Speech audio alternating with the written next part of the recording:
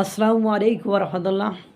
শান্তি আর শান্তি আর শান্তি আর শোনায় জোর আর জোর আর জোর। আরে শোনা এই বাংলাদেশের মানুষের মানে কি খেয়ে যে এই 5ই আগস্টের পরে শোনায় এত জোর হইল, যেখানে বাংলাদেশের মানুষের নারীদের বিবাহ করার লোক মানে খুঁজে পাওয়া কষ্টকর, সেখানে মানে এই দেশের মানুষ হঠাৎ করে কি খাইলো, কি সুযোগ পাইলো, বা কোন চাঁদের দেশে আসলো, কোন শান্তির দেশে আসলো যে শোনাই এত জোর হইল যে যারে পাইতেছে তারে ধরতেছে, তারাই রেপ করতেছে।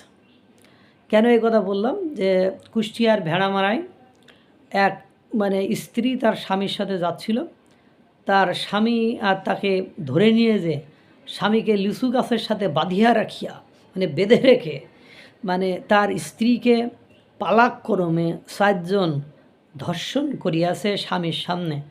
পরবর্তীতে মানে চিৎকার চেঁচামেচির আওয়াজে এলাকাবাসী আসিলে তাহারা পালায়ে চলে যায়। পালায়ে চলে যাওয়ার পরে তাদেরকে উদ্ধার করে মানে মানে মানে থানায় নিয়ে আসায় তারা মামলা দায়ের করার পরে অবশ্যই সেই ধর্ষকদেরকে আটক বা গ্রেপ্তার করা হয়েছে। তো চিন্তা করেন, বাংলাদেশের 5ই আগস্টের পরে আমরা ধর্ষণের নিত্য নতুন মানে কায়দা কানুন দেখলাম, যে কায়দা কানুনের অবশ্য এখনও মেজর কোনো বিচার হয়নি, শুধু আমরা দেখছি যে বিচার হবে, ও হবে রে হবে কত দিনে, এই ধরনের একটা গানের মতো পড়েছি যে বিচার আর কতদিন পরে হবে। মানে অবাক করা কাণ্ড, হতাশাজনক কাণ্ড, নেক্কারজনক ঘটনা একের পর এক ঘটছে। আপনারা জানেন এর আগে মানে মানে ময়না হত্যা, আসমা হত্যা, এরপরে আপনার মানে শিশু ময়না, শিশু আসমা, তাদেরকে কি বর্বরভাবে রেপ করে মেরে ফেলা হলো। ঘরের দরজা ভেঙে কিভাবে ঘরের মধ্যে ঢুকে মহিলাকে ধর্ষণ করে তার ভিডিও ফুটেজ দেখানো হলো। কিভাবে দেখেন স্বামীকে উলঙ্গ করে বেঁধে রেখে স্ত্রীকে তার সামনে ফেলে গণধর্ষণ করলো। কিভাবে সন্তানের সামনে মাকে সন্তানের গলায় ছুরি ধরে পঞ্চগড়ে চা বাগানে ফেলে একেবারে যাতাই করে দিল।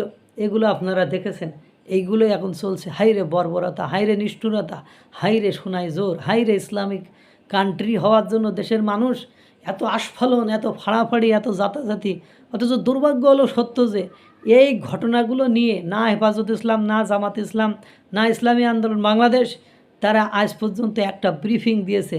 হতাশার জায়গাটা হলো এটাই।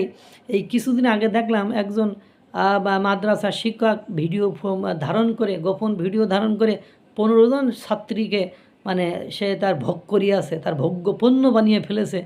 এইগুলো এখন বাংলাদেশে চলছে। অথচ দেখেন এই যেসব বা রাজনৈতিক দলগুলো বাংলাদেশকে খিলাফত করতে চায়, ইসলামিক স্টেট করতে চায়, তারা কিন্তু একবারও এটা নিয়ে কোনো বিবৃতি দেয় না।